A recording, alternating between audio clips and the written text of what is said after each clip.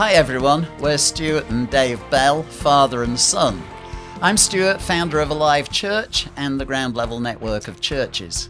And I'm Dave, a worship leader and songwriter, and together we're launching Church Chat, a space where we can talk openly about church, family, and life from two generations of experience. We've seen the good, the bad, and the downright interesting. And while we certainly don't have all the answers, we've learned a few valuable lessons along the way. So why not join us now for heartfelt, faith-filled conversations designed to encourage you, challenge you, and hopefully help you on your own journey.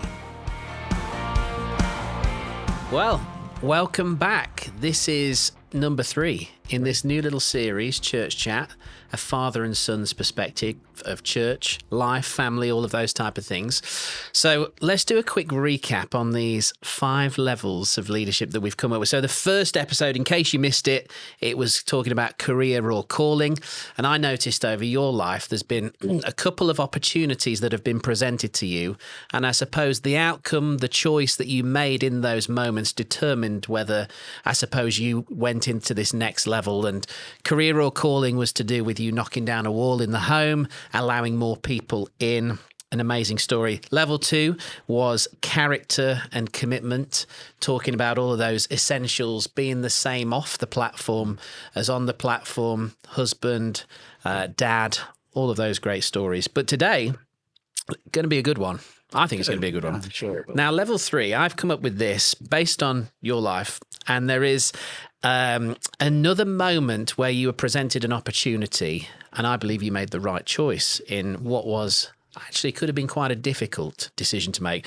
But this is to do with now at level 3, does this become competition or does it become kingdom? Competition or kingdom. But before we go into that, I thought it would be appropriate. Now, when we ended our last episode, we came out of the studio and we received a text message we kind of knew was probably coming, but it was a very sad message for us to both receive. We've had a long-standing family friend in America who's played a huge role in our life. And we had the sad news that they had passed away just moments after we actually mentioned his name in our previous episode. So we thought it would be fitting, and I think Pete's going to throw a photo on now. Just as we start this session, we do a little bit of a tribute to our good friend Paul Milligan, who's played a huge part in my life, certainly for me and Sarah. So we had the honour and privilege of literally this week going over to Dallas. It was quite the adventure. We were there for 24 hours. You would pick a snowstorm, wouldn't you, to travel? And we got the last plane out. But we had the honour of being there in person to attend a Thanksgiving service for Paul. And many people will know him, a lot of people won't, but Paul was, I suppose, a bit of a mentor figure in my life for me and Sarah.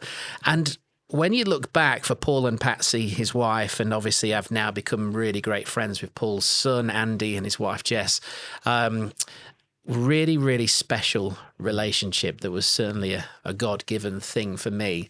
And Paul has been in my life at some really significant moments. And I remember the first time when Dwayne came over here and we did, they used to call it camp meeting back in the day. And I got the opportunity to play electric guitar in the band. And it was very close to us when we'd just had the all clear from the doctors, the nurses. And so Paul and a number of American friends who we're still really friendly with today were there to experience a celebration moment, really, for me, when we declared to the church the all clear bells are ringing. Yeah, I mean, Paul and Patsy, they were very generous, weren't they, towards us? We've known them, actually, for quite a considerable period of time. Paul's been over and sort of taken part in Swanwick Conference. He's been into our local fellowship and was usually known for business, wasn't he? And so did some great teaching on kingdom economics, business. And I know he encouraged you, didn't he, with regard to finance and really spoke prophetically into your life. But also then when you needed some help, he came by you and has been really faithful in, Yeah. opening doors you would never have been able to have gone through, No. which has brought you into a place of health and blessing. So we do want to honour Paul today. We actually did watch, Irene and I watched the funeral, online. It was quite a moving experience. It was. And I remember a couple of things that stand out for me and Sarah. We were in our first year of marriage, which will be 19 years ago, I believe. So I think it was 2007. We attended a conference, newlyweds, and it might have been a couple of years after, actually. And Paul was one of the first people to give me quite a significant prophecy. But one of the things he said over our marriage was quite interesting. He said, you won't experience some of the issues that married couples experience, and said a lot of stuff about the security of mine and Sarah's relationship. And at this point, we were still unsure in the natural as to whether children would be part of our story because of, what's been through my body at such a young age. And it was almost like a little prophetic moment there, just speaking into that. And then we found out probably a couple of months later that Sarah was pregnant with Jackson, our first miracle baby. Well, Paul was very much a man of faith, wasn't he? And I remember you went over there and he had a special interest at the time for Jackson, didn't he? Yeah. And that was quite a nice connection. And I remember, obviously, you being a major role model in my life. And when it comes to, when you're struggling or you have some difficulties, we would often chat. But I remember one time I just got on the phone and rang Paul because it was one of those relationships. And it was one of those things where I was like, I feel the call of God on my life for ministry. I've got some entrepreneurial ideas. I had a bit of an identity crisis as to what I was meant to be doing. And Paul was amazing, wasn't he? He just offered for us to spend time with him, and we spent time with his team in Colorado. And he really kind of, I suppose, put things in place and really endorsed what I was doing. And that's kind of like what I'm doing today now is a result of our times with Paul. Was able to carry both ministry and business very easily, wasn't he? So he would often be preaching on platforms, used to lead worship himself, didn't he? Yeah. But also a great business model as well. Yeah.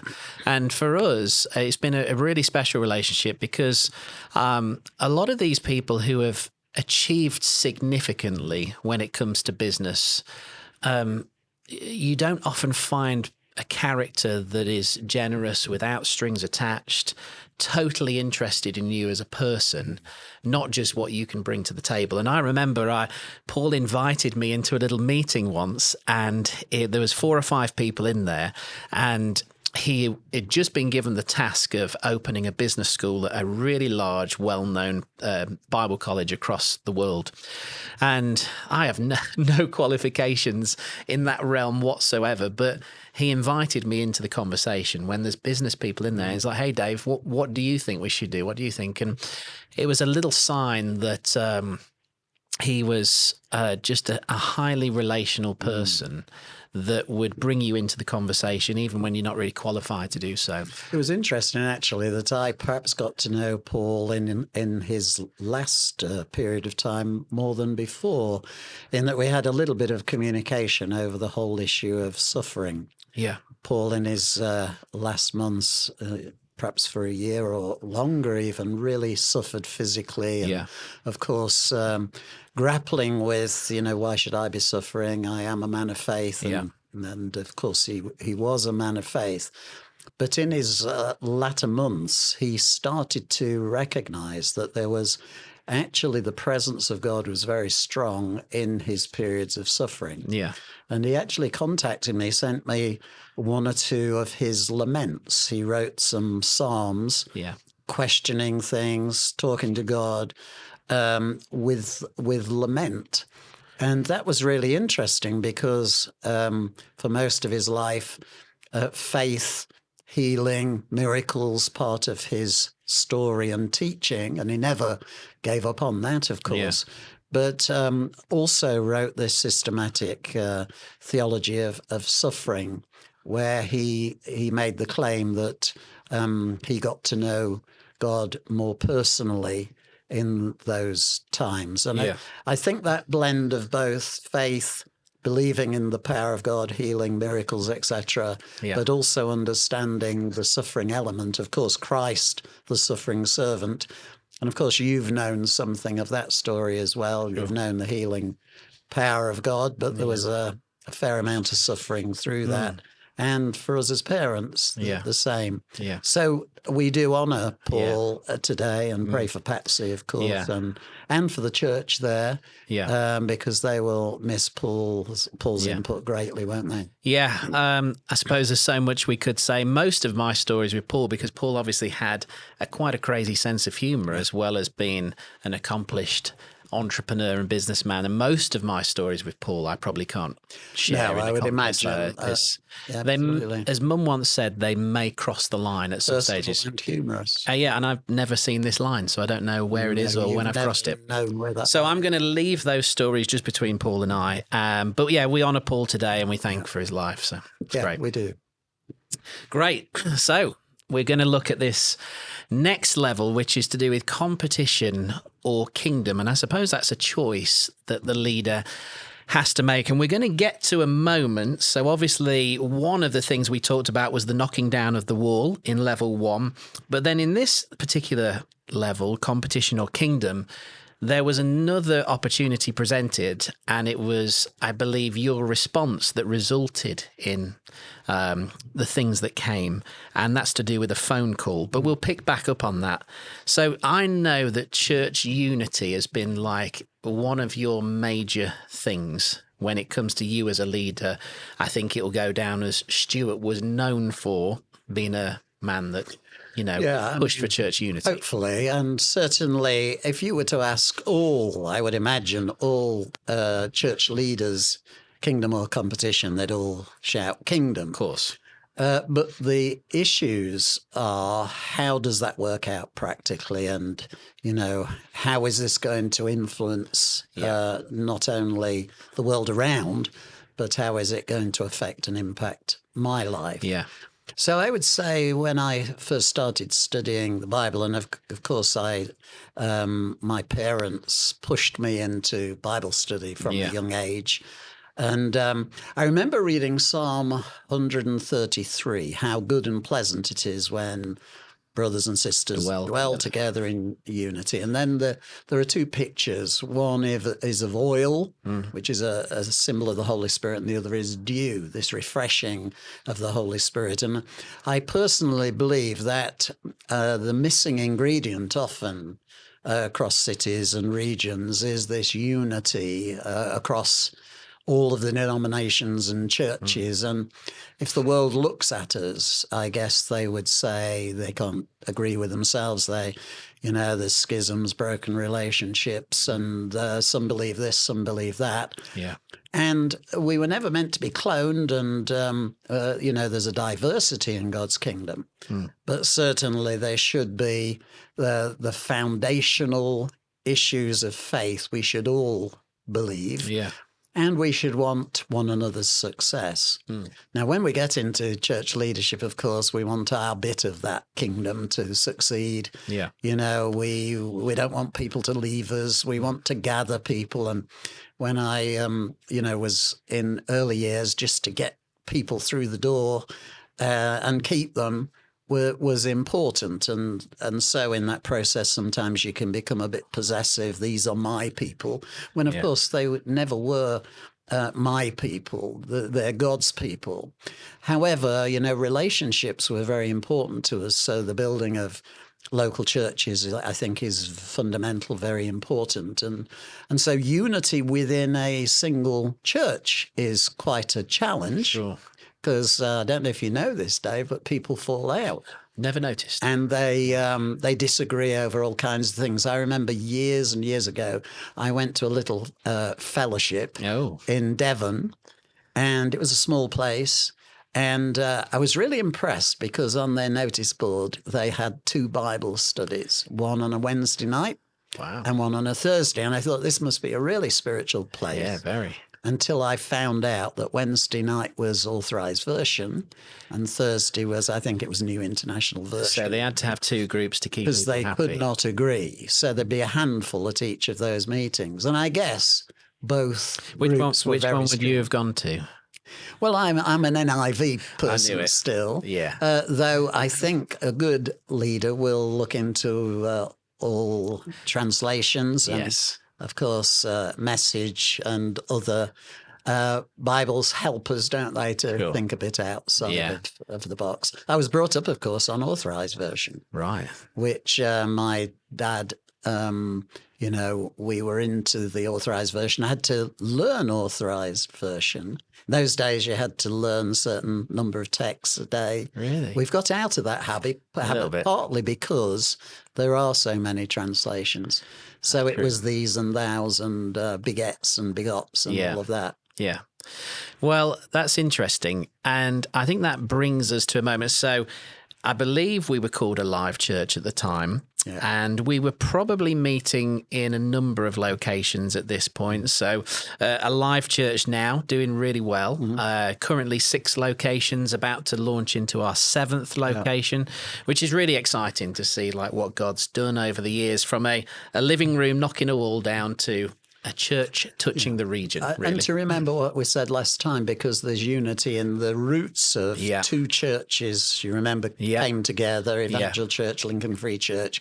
And so I was the instigator of Lincoln Free Church, but others, of course, were involved in that story of unity. Yeah. So even the bringing of 2 churches together, I think there was in our hearts the desire not just to do our own thing, but to join together for the greater purposes of the kingdom. Yeah. And I think we've mentioned that was not as easy as we thought. No. So I think that was true in the early days of ministry. Yeah. So you're sat in your office, and for people that don't know anything about Lincoln, so basically our building is in the heart of Lincoln city centre. That was important.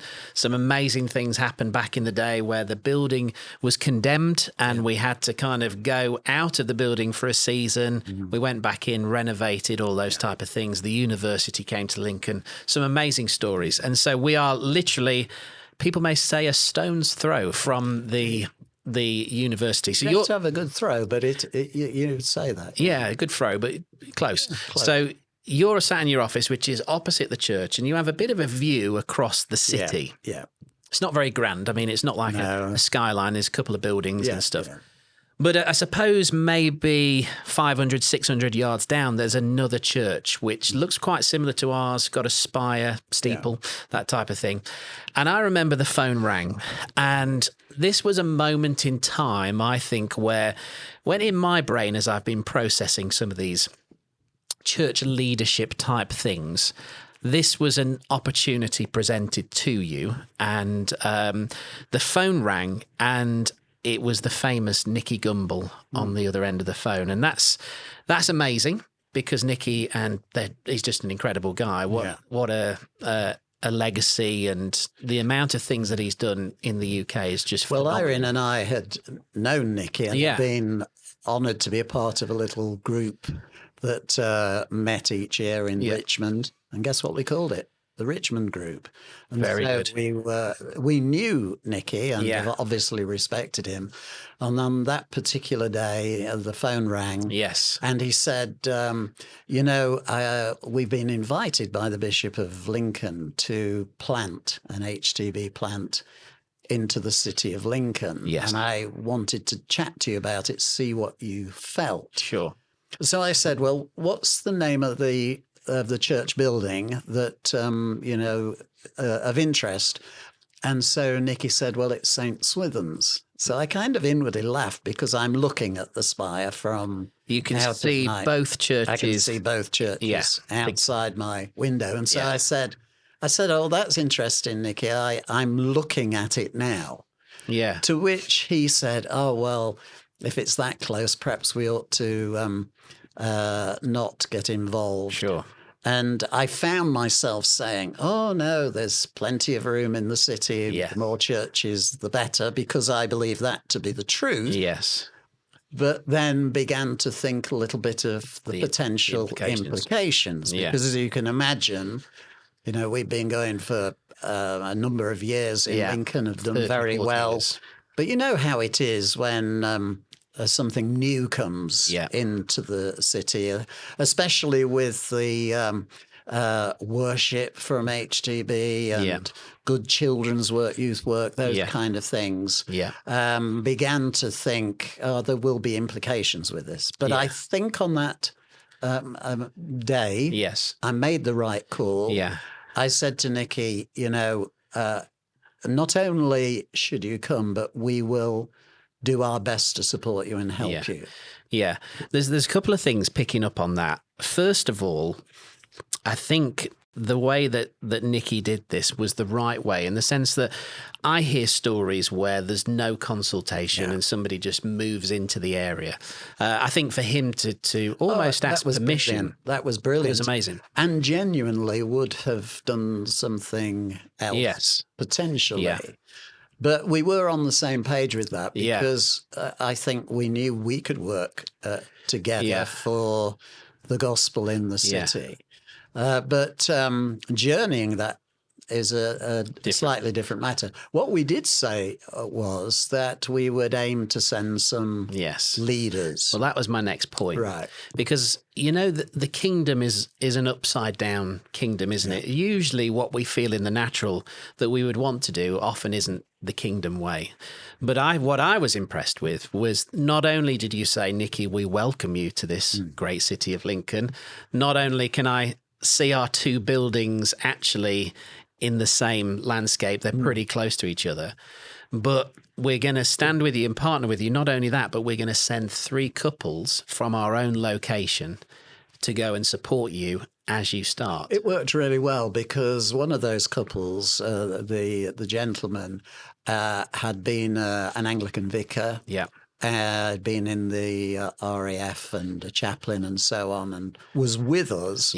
But, his roots were Anglican and he was a good leader. And so it was an obvious ask, would he and his wife like to go? And then there were 2 other couples, a young couple that really had a burden to lead, a quality couple. And then the 3rd couple I'd known for a long period of time. And they were trusted people, and I knew they would love another new opportunity, etc. So the 6 went.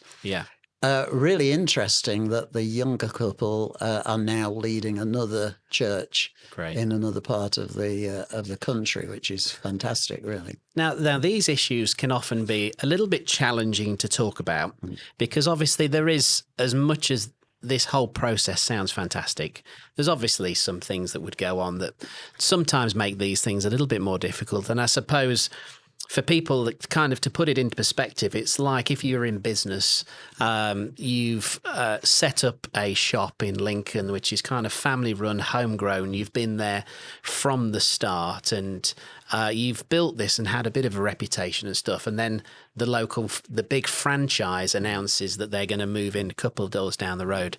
Now, competition obviously is something that we don't want to have in the kingdom. But as you've said, there's a hurting world out there in need of hope and in need of change. And obviously God's master plan is doing that through his church. So I think it's amazing that even though it could have been a bit daunting for you, because we know when the new thing's in town, it's going to attract.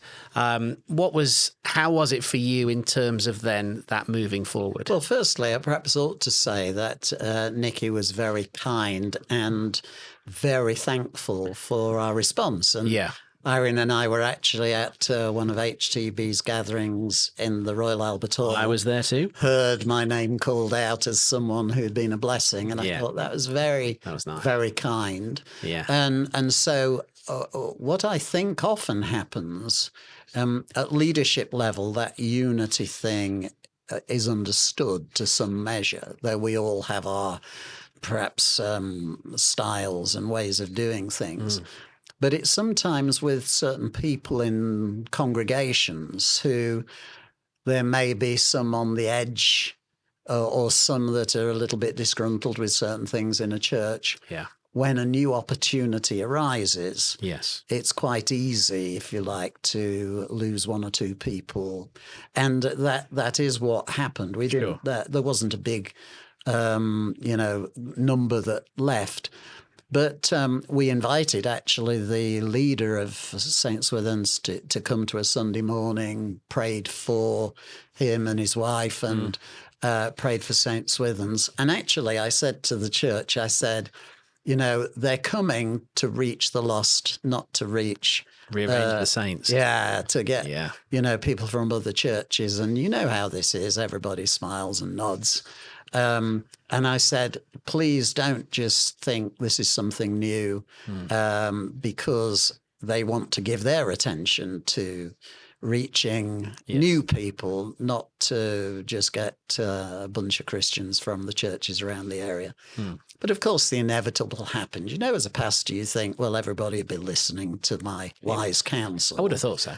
But the inevitable happened. A number did leave. Yes. Some did it properly. There is a right way of doing things. And you mentioned that for church planting. But there's also a right way of leaving a church as well. Yeah. Because, for some people, they said, we feel that this would be more suitable for us. Yeah. We've benefited from being in your church, but we feel there's a new challenge. That's a lot easier to deal with than people that just one day they're with you, the next they've gone. Yeah.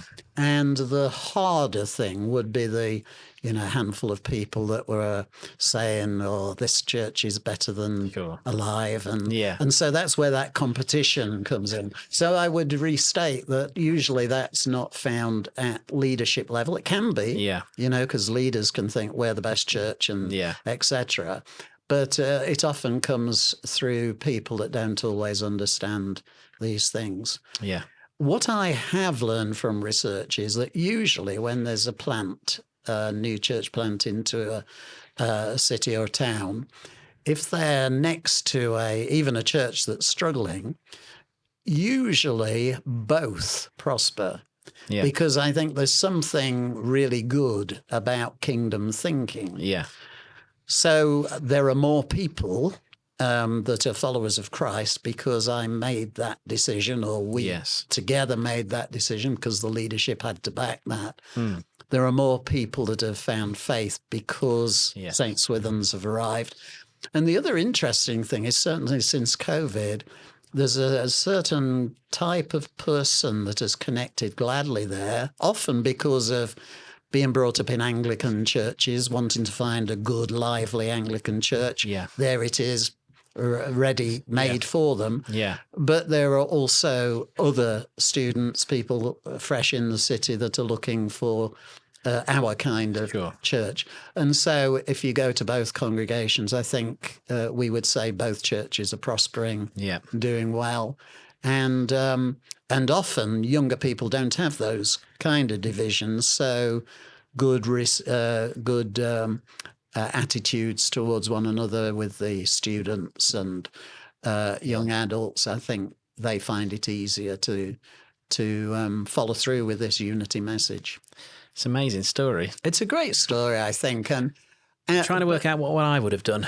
Well, the issue is sometimes you just have to make the right call. You do. And then process the weaker sides of your character. Yeah. Where, we are going to lose people. Of course.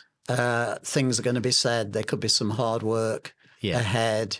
And often with these things, you have to measure the success or otherwise, a number of years later. So this is quite a while ago. Yeah. And measuring it today, I would say we're all prospering, flourishing, and where possible, working together. Amazing story. Amazing story. The answering of a phone call and your response. Unbelievable. Well, obviously, Unity Church stuff is a big part of you, and that's modelled really well by an event that you started a number of years ago. I believe we touched on it in one of the other episodes, but it'd be great to hear some of the stories about what was Grapevine, later the One event, and then finally Awaken. It's had a few name changes. It has, yeah, but it's been going a long time. It has. And sometimes you do need to refresh things. And I think that you actually told the story about when you started and the kind of 1,000 people showed up.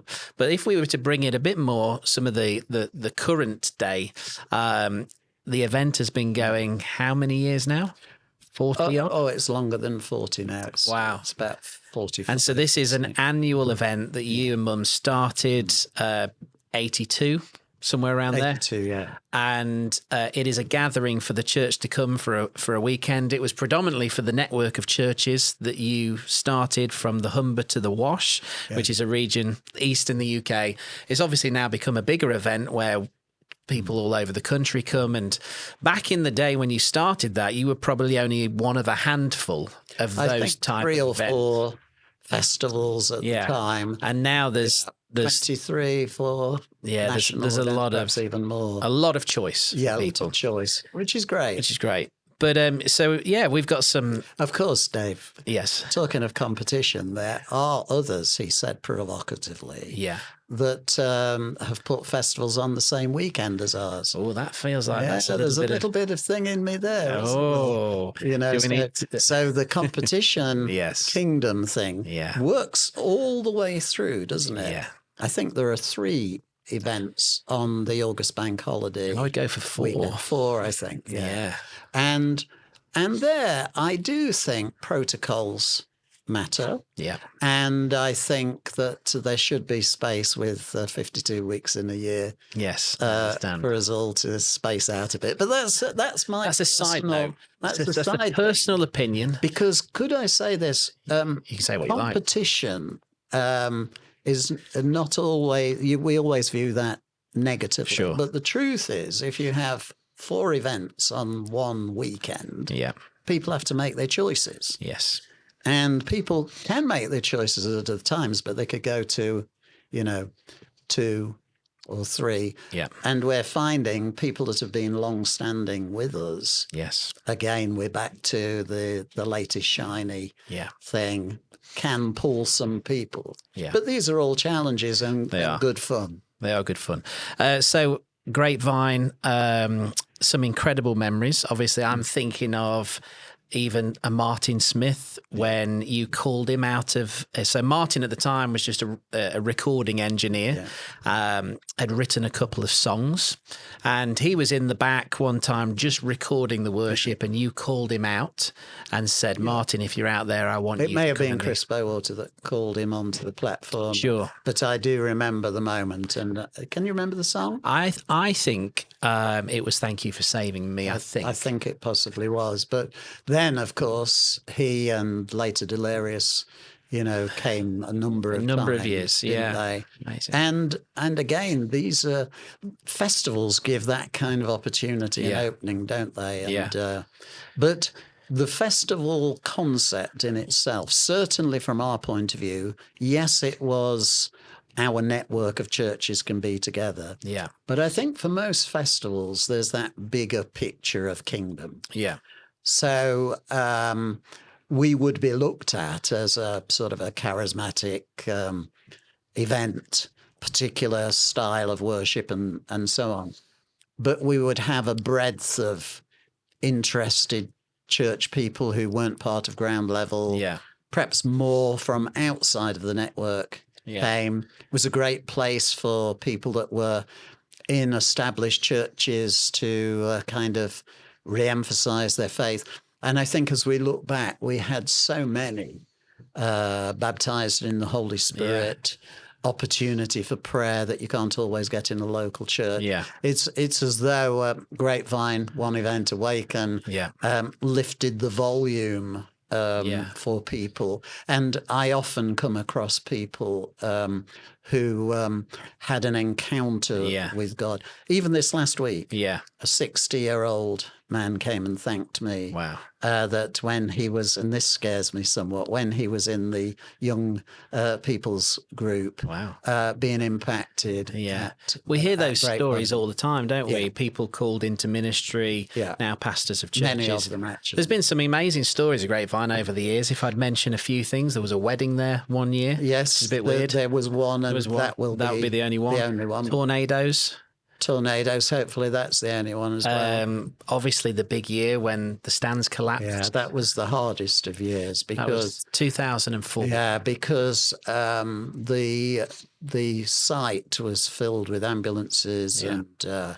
There were 23 people injured, I believe, but no deaths because people, even on the news, Yeah. it did hit the news, national news, Yeah. that estimated deaths, Yeah. but there were no deaths. And some people see leadership as, oh, it'd be nice to be the leader of a big event like that. But a lot of people don't see the cost of leadership sometimes when you're thrust into a world with solicitors having to read out statements and having to shoulder and carry the weight when, you know, big tops don't arrive on time. Yeah. The weather's forecast is awful. Yeah. Random tornado whirlwinds whipping through the site. People think it'd be nice to lead something like Well, that. in But that event you mentioned, because the media were very interested, I had a volunteer of a European lawyer who was in one of our churches who came and sat at the side of me, and he had a little bit of a, if I kick you, say no comment. And some of that was very difficult because everybody wants to say how sad they are and sorry that this has happened, but you then get into legal implications and all the rest. If there's one thing I've been very happy to hand on the leadership of, it would be the event. Yeah. Still will be going. Yeah. But the difference between being a punter or even a part of a team in an event like that and being the bottom line, carrying the responsibilities, chalk and cheese. This is how I would feel. Certainly, August was out for me because it would be like a weight. Sure. On my shoulders, but particularly after we had one or two of those big issues. Yeah. Because I think when we started, we're trusting the Lord, everything will be okay. Yeah. But then when on site, a child gets lost, Sure. or there's some kind of tragedy. Irene and I went to the hospital to visit people that were injured, and family members that weren't Christians were not happy to see us. All those kind of things that you don't ask for. Sure. And you just assume everybody will think you're doing your best and so on. So that was a big, big burden. Not that I carried all of that. We had administrative people, finance people, etc. But there is no doubt I was the bottom line in terms of weight. And alongside that, there's been so much good. I think mid 2000s, it reached about 13,000 people across the weekend, and the stories are countless from people whose lives have been changed and impacted.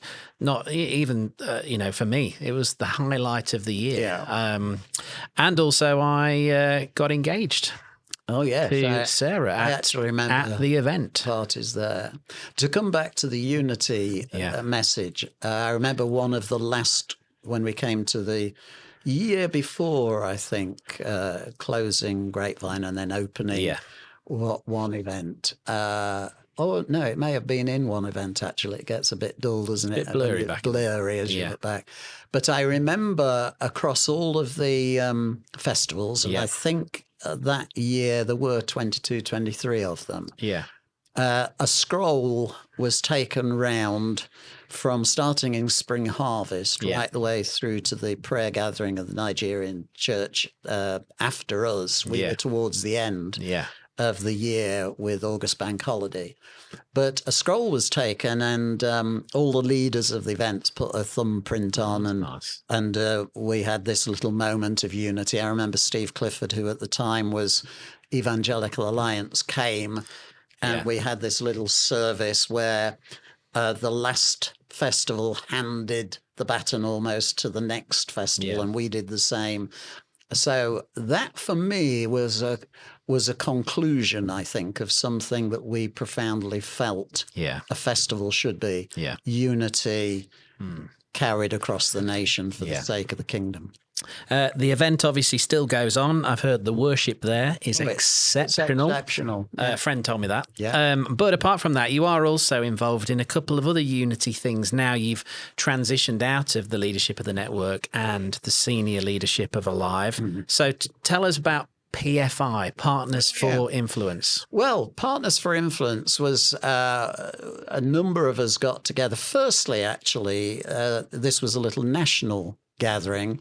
My friend Jack Robleski from Pennsylvania, and at the time, Francois van Niekerk in South Africa, the three of us got together and talked about, connecting again for the sake of the kingdom and unity. And so we worked into America.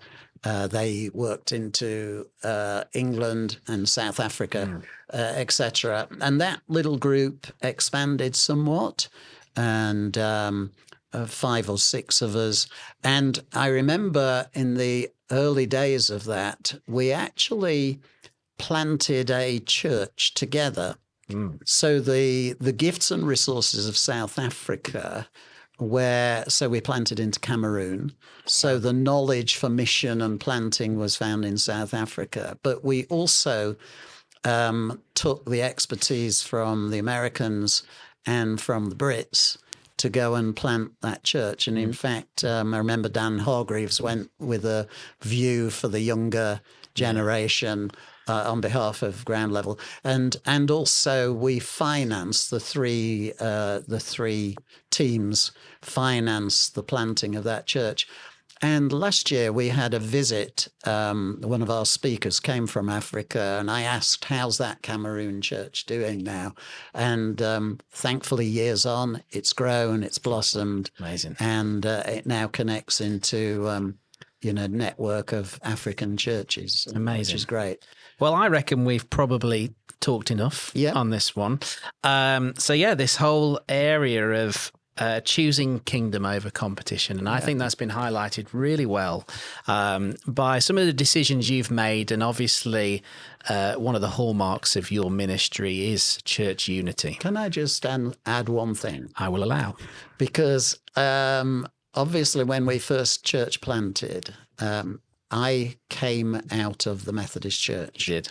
And for some years, really, I always felt that though we were following, we believe, the instruction of the Holy Spirit, it also felt as though we'd done something that doesn't look like unity. We'd done something outside of the existing structures. Now I've got an answer for that. I believe we would have loved to have done it within the Methodist Church, etc. But there was another narrative, and that narrative meant that Methodists, I think, for a period would perhaps have seen us as the black sheep of the family, and why did you desert the Methodist Church? But we believe that there was a call on our lives for a new kind of church, non-religious Christianity, vibrant faith, and sometimes the church, not just the Methodist Church, but many churches had compromised the gospel, and we just felt there was need for something new. But for a long time, I did carry that sense of that doesn't feel quite right. Yeah.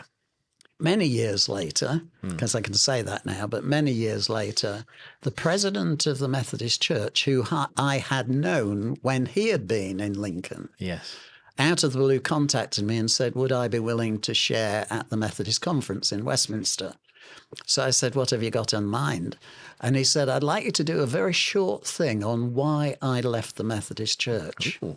Now, at first, I'm thinking, do I really want to do that? Because it felt as though I was going to be in the firing line. And I said, well, what do you need? And he'd got someone else, Billy Kennedy from Pioneer. 2 of us were invited to share. And what I didn't know was, when I say conference, I think of Grapevine type of conference. Think more TUC.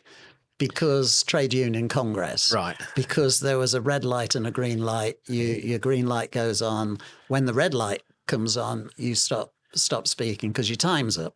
Okay. We could do with some of those in church. I think that would be a good thing to do. Yeah. But I did my thing, and I decided I'd have to write it out, and so that because I knew I could be quoted. Yes. And so I wrote the thing out. It was very short, and I thought I'll start with a bit of a provocative comment. And I started with the words, "The best thing I ever did was to leave the Methodist Church." Wow.